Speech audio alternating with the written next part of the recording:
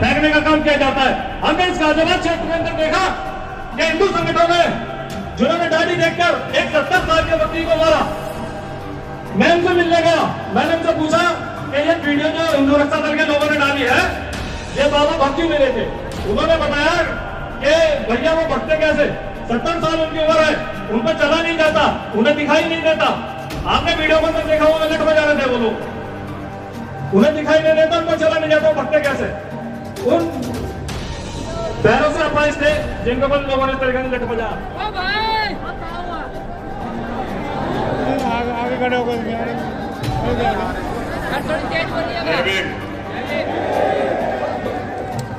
अगर आप लोग खड़े रहोगे तो पीछे वालों को दिखाई नहीं देगा।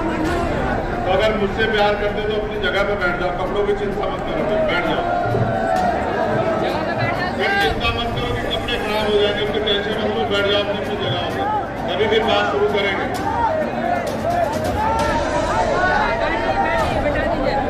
भाई बैठ जाओ।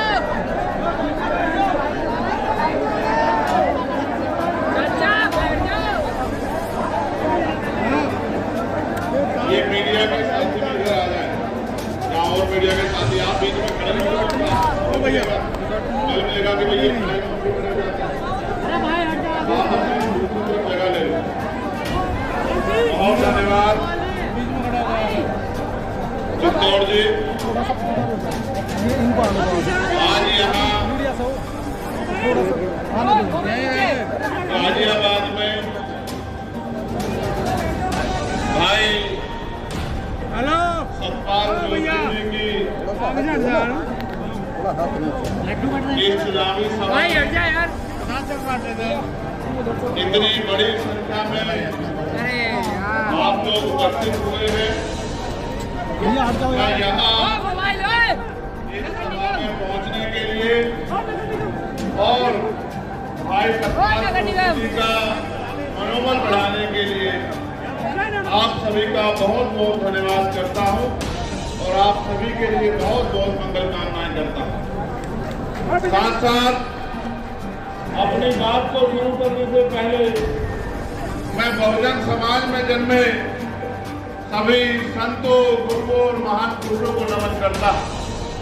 महामानव तथागत बुद्ध से लेके संत शिरोमणि सद्गुरु रविदास जी महाराज, गुरु नानक देव, भगवान वाल्मीकि महाराज, गुरु घासीदास, संत कबीर, नारायण गुरु और तमाम संतों को, चाहे स्वामी अच्युतानंद हो या और कोई संत हो, उन सबको भी मैं नमन करता हूँ।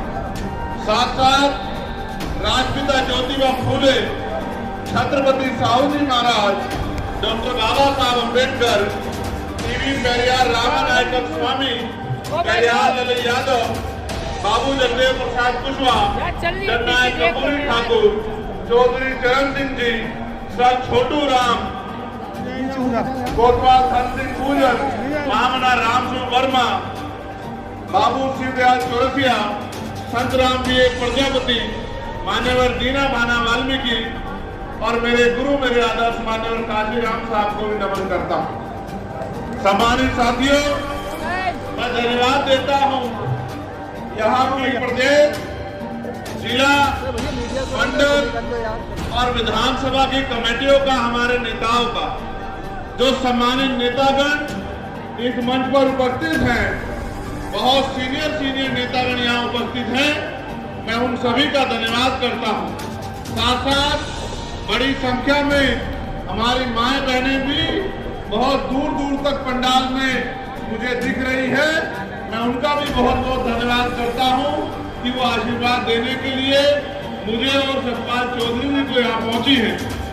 अभी मुझसे पहले हमारे नेताओं ने अपनी बात यहाँ रखी है, लेकिन अपनी बात को शुरू करने से पहले आज जिन साथियों ने आजाद समाज पार्टी में आस्था विश्वास जगाया है, आस्था विश्वास के साथ साथ आने वाले कल की उम्मीदें भी देखी हैं, जिन साथियों ने मन पक्का किया है कि वो आजाद समाज पार्टी के सिपाही बनकर उत्तर प्रदेश में और देश के किसी भी कोने में जहां उनकी जिम्मेदारी लगाई जाएगी वो काम करने का काम करेंगे।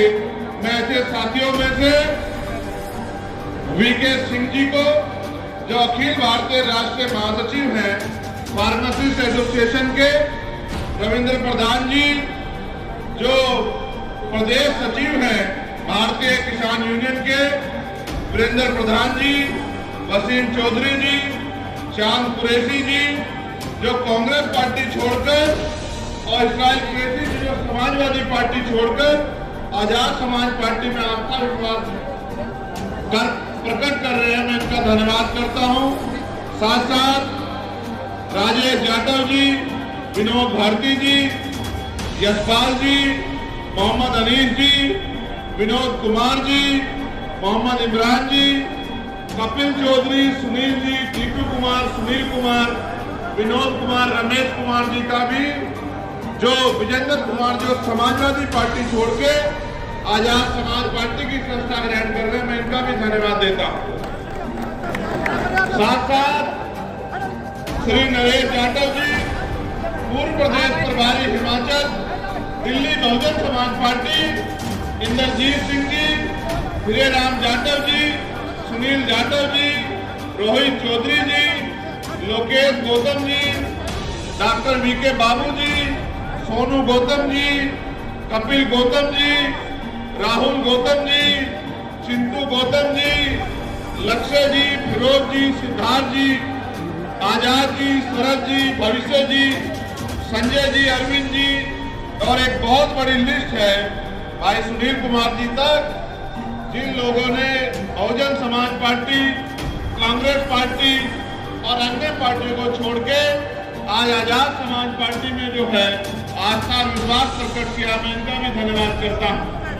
साथ साथ रघुनंदन पाल जी, अखिल भारतीय पाल महासभा के प्रदेश सचिव हैं, वो बहुजन समाज पार्टी छोड़ के, और मुझे आपको बताने में बड़ी खुशी हो रही है कि अमर सिंह जी, पूर्व विधायक सिकंदराव, जो उस क्षेत्र के बहुत सम्मानित नेता हैं, अपने दम पे राजनीति करते हैं, उन्होंने भी आज आजाद समाज पार्टी का दामन थामा है, मैं उनका भी बहुत बहुत स्वागत और अभिनंदन करता हूं। साथ साथ गौरी प्रसाद उपासक जी, जो पूर्व दर्जा प्राप्त मंत्री रहे हैं और प्रभारी रहे हैं महाराष्ट्र, तेलंगाना, केरल, तमिलनाडु के, आज बहुजन समाज पार्टी छोड़ के आजाद समाज पार्टी में अपने परिवार के साथ जुड़ के काम करने के लिए तैयार हुए हैं, मैं उनका भी स्वागत और अभिनंदन करता हूं। और इनका नाम लेने में मैं अपने आप को बड़ी खुशी महसूस कर रहा हूं, क्योंकि वो मेरे बड़े भाई भी हैं और उनसे मैंने बहुत कुछ सीखा भी है। भाई साहब अहमद तोमर जी, जो पूर्व विधायक रहे हैं और कई स्टेटों के प्रभारी रहे हैं, आज पुणे अपने परिवार में फिर से जो है इस कारवां को आगे बढ़ाने के लिए इस जिम्मेदारी को संभालने का काम कर रहे हैं, मैं उनका भी स्वागत और अभिनंदन करता हूं। अब क्योंकि लिस्टें तो मेरे पास बड़ी लंबी हैं, जो हापुड़ से शामिल होने वालों की लिस्ट आई है, मैं उनसे व्यक्तिगत मिलकर जो है अभी उनको ज्वाइन कराऊंगा। वो एक बहुत बड़ी लिस्ट है, अगर मैं उस लिस्ट को पढ़ता रहा, जिसमें 50 तो प्रधान हैं, बीडीसी हैं, जिला पंचायत है, तो कई घंटे चले जाएंगे। मैं ये समझता हूँ कि अब घंटे खराब करने का समय नहीं रहा, अब एक एक मिनट, एक एक सेकंड को जिम्मेदारी से उसके भरोसे उस पर काम करके और बहुजन समाज को इकट्ठा करके ताकत बनाने का समय आ गया है। अब बातों में समय खराब नहीं करना है, अब हमें किसी के भरोसे नहीं रहना है, अब हमें अपनी लड़ाई स्वयं लड़नी है। इसलिए हम एक एक मिनट को बचाने का काम करेंगे। सम्मानित राष्ट्रीय कोर कमेटी के बहुत सारे मेंबर यहाँ मौजूद हैं, चौधरी निजाम साहब, अमित कसाना जी, कपिल आजाद जी, तालिब चौधरी जी, हमारे जिलाध्यक्ष मनोज जी, संजीव कुमार जी, अमर सिंह यादव जी, नरेश जाटव जी, जोनी जाटव जी, और एक बहुत बड़ी लिस्ट है। मैं इनका दिल से धन्यवाद करता हूं जिन्होंने ये आंदोलन को आगे बढ़ाने में राहुल जी और तमाम लोगों ने मेहनत की। अब हम काम की बात करते हैं। करनी चाहिए नहीं करनी चाहिए काम की बात बताओ? करनी चाहिए नहीं करनी चाहिए? तो गाजियाबाद के मेरे साथियों, ये गाजियाबाद हमारी राजधानी है, राजधानी। ये गाजियाबाद मेरा दूसरा घर है। मैंने बहुत कठिनाइयों का समय यहाँ गुजारा है। यहाँ के बहुत सारे सीनियर लोग जानते हैं कि जब पूरे उत्तर प्रदेश की पुलिस मेरे पीछे पड़ी थी तो ये गाजियाबाद के लोगों ने मेरा हाथ पकड़ के मुझे चलने की ताकत दी थी। मैं गाजियाबाद में ऐसी बहुत सी रातें हैं कि पुलिस पीछे पीछे, हम लोग आगे आगे, और जमीन पे लेट के हमने अपने भाइयों के बीच में यहाँ बहुत सारा समय जो है गुजारने का काम किया है। मैं इस मिट्टी को कभी भूल नहीं सकता हूँ। ये बहादुरों की मिट्टी है, ये बहादुरों का क्षेत्र है, ये बहादुरों का, ताकतवर लोगों का, विसर्जी लोगों का क्षेत्र है। मैं इसकी ताकत को जानता हूँ। हमारे साथ मेरे पीछे रिटायर्ड सीओ हमारे बड़े सम्मानित नेता कल्याण सिंह जी भी बैठे हैं। मैं उनका भी धन्यवाद करता हूँ। उन्होंने भी बहुत, और उनके साथियों ने मेरी बड़ी मदद की है समय समय पे। और जब जब मैंने दिल्ली में आह्वान किया सरकारों को धूल चटाने के लिए, तो गाजियाबाद में सीना तान करके जो है दिल्ली की सरकार को मेरे साथ खड़े होकर आंख दिखाने का काम किया। मैं गाजियाबाद के साथियों का पूरा धन्यवाद देता हूँ। छोटे भाई दिलदार जी और तमाम सब लोग यहाँ लंबे समय से संघर्ष कर रहे हैं, लेकिन अब उस संघर्ष को एक रूप देने का समय आ गया है। आपने सामाजिक रूप से बहुत बार जो है विरोधियों को धूल चटाई। चाहे इसी पार्क में जब ये भारतीय जनता पार्टी के लोग पार्टी बना के बाबा साहब अम्बेडकर को अपमानित करने का काम कर रहे थे, मेरी माँ बहनों ने मोर्चा लेके उनके मंसूबों को नाकामयाब करने का काम किया था। मैं इस बात को जानता हूँ, अपनी शक्ति को जानता हूँ। लेकिन सम्मानित साथियों, मेरी माँ बहनों, मुझे बताओ और खुद से सवाल करो, जब बाबा साहब अम्बेडकर ने हमें वोट का अधिकार दिलाया था और उन्होंने ये भी कहा था कि political power is the master की, कि राजनीतिक सत्ता वो चाबी है जो आपकी सारी समस्याओं का हल कर देगी, तो आप महसूस करो कि आज भी उत्तर प्रदेश में और देश के हर एक कोने में कमजोर वर्ग के लोग रोटी कपड़ा मकान से वंचित क्यों है, उनके बुनियादी सुविधाएं क्यों नहीं है, आज भी उनको इंसानों जैसा जीवन क्यों नहीं मिल रहा है। जब हम इस बात को देखेंगे तो हमें यह एहसास होगा कि हमने अपने महापुरुषों की बातों को कानों से तो सुना है, लेकिन उस पर जिम्मेदारी से अमल नहीं किया है। जिस दिन हम जिम्मेदारी से अमल करेंगे और अपनी पूरी ईमानदारी से, जिस तरह से हम 8 घंटे अपना पेट पालने के लिए मेहनत रोजगार करते हैं, मजदूरी करते हैं, नौकरी करते हैं, और 8 घंटे 10 घंटे की मेहनत में कुछ पैसे कमा के अपने बच्चों का पेट पालने का काम करते हैं, अगर 2 घंटे भी हम लोग मिशन का काम करें, अपनी पार्टी का काम करें और बहुजन समाज में भाईचारा पैदा करने का काम करें, तो वो दिन दूर नहीं कि राजनीतिक शक्ति आपके हाथ में होगी। आप ये जानते हो, नहीं जानते हो कि जिन दिन से आप लोगों ने, मैं पुनः धन्यवाद करूंगा आपका कि आपने एक एक पैसा जुटा के, जब मैं नगीना में चुनाव लड़ रहा था तो मेरे हाथों को मजबूत करने के लिए भेजा, और आपके उस पैसे से इतनी ताकत मिली कि आज आपका बेटा चंद्रशेखर आजाद दिल्ली में पार्लियामेंट में खड़े होके आपके हर एक अधिकारों के लिए संघर्ष करने का काम करता है। आपने मुझे पार्लियामेंट में बोलते देखा होगा, कितने लोगों ने देखा, जरा हाथ मारे, बताओ क्यों से अपने जीव में हाथ रख के बताना, बताओ आपका अकेला चंद्रशेखर सैकड़ों में भारी है या नहीं, बताओ। अब ये काम आपने केंद्र में तो कर दिया, दिल्ली में तो कर दिया, लेकिन उत्तर प्रदेश में ये काम अभी अधूरा है।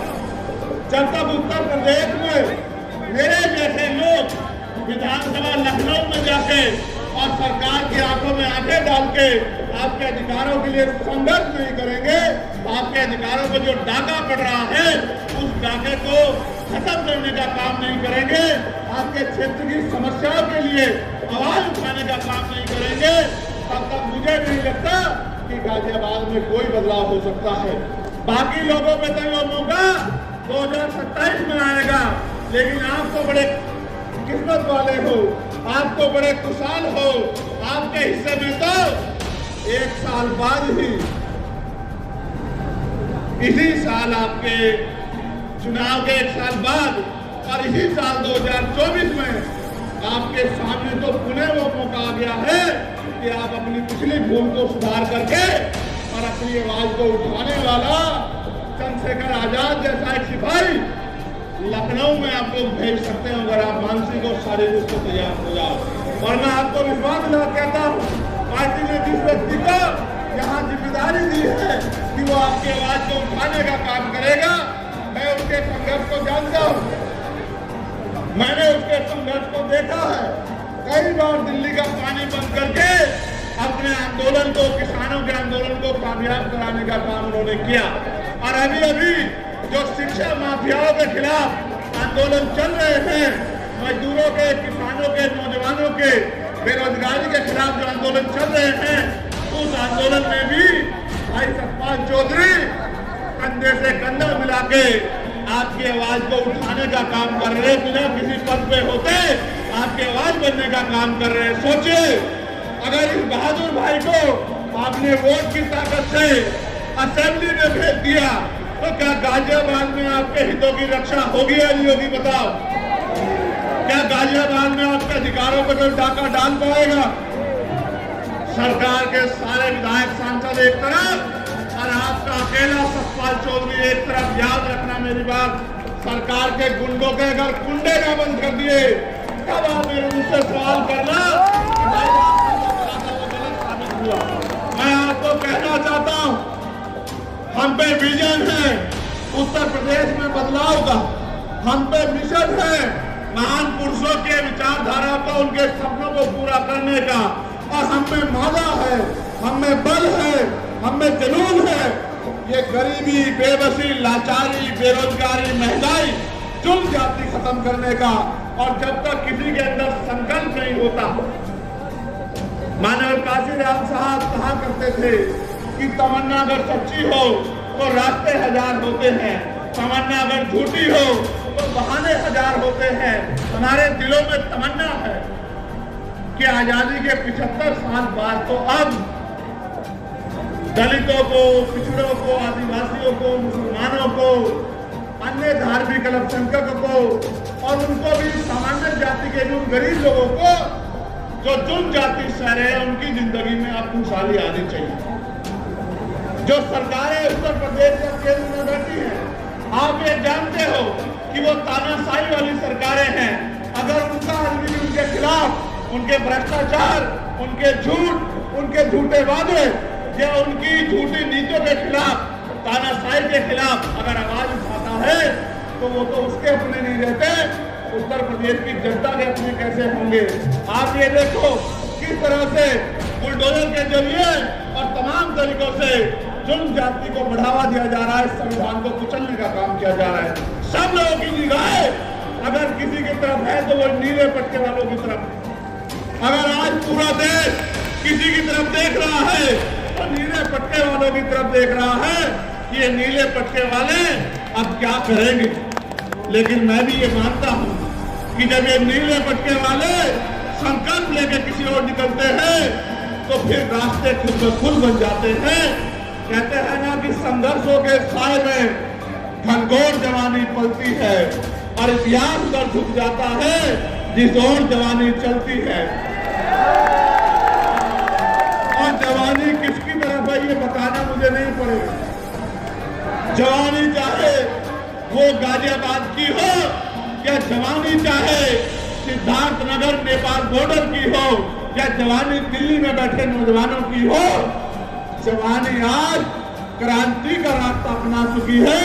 और जब तक वो सत्ता में बैठे लोगों का घमंड नहीं तोड़ेगी, सत्ता में बैठे लोगों का अहंकार नहीं तोड़ेगी, और जब तक वो इस भारत को संविधान के जरिए चलने वाला भारत, सम्राट अशोक के सपनों का भारत भी बना देती, तब तक वो रुकने वाली नहीं है। ये एक आंधी है और ये समय के साथ चलती है। जब आंधी चलती है तो छोटी मोटी चीजें उसका मुकाबला नहीं कर पाती हैं। आप याद रखो मेरी बात को, आपने समय समय पे देश के संविधान की रक्षा की है, गरीबों को मिलने वाले आरक्षण की रक्षा की है, समय समय पे देश के लोकतंत्र की रक्षा की है। लेकिन सबकी रक्षा करने वाले मेरे बहुजन समाज के लोगों अब अपनी रक्षा के बारे में भी सोचो। ये सही है कि बाबा साहब अम्बेडकर ने कहा में नारे लगा के खड़े रहना कोई अच्छी बात नहीं है। ये आपके हाथ में है कि आपका भविष्य कैसा होगा, ये आपके हाथ में है कि आपको रोजगार मिलेगा नहीं मिलेगा, ये आपके हाथ में है कि बहन बेटियों पे होने वाला जुल्म बंद होगा नहीं होगा, ये आपके हाथ में। मेरी बहन यहाँ खड़ी है, मैंने उनको संघर्ष करते देखा। मैं उनको याद दिलाना चाहता हूँ कि जब वो लोग संघर्ष कर रहे थे, उनकी दिन रात भर जाके गरीबों के बच्चों के लिए स्कूलों में कम फीस में व्यवस्था हो जाए, इसकी चीज के लिए संघर्ष कर रहे थे। तो मैं दिल्ली में खड़े होकर उनकी मांग को मजबूत कर रहा था कि भाई ये समझो कि शिक्षा हथियार है, इस हथियार को अगर आपने बाजारीकरण कर दिया, बाजार की भेंट करा दिया, तो गरीब का बच्चा अच्छी शिक्षा प्राप्त नहीं कर पाता।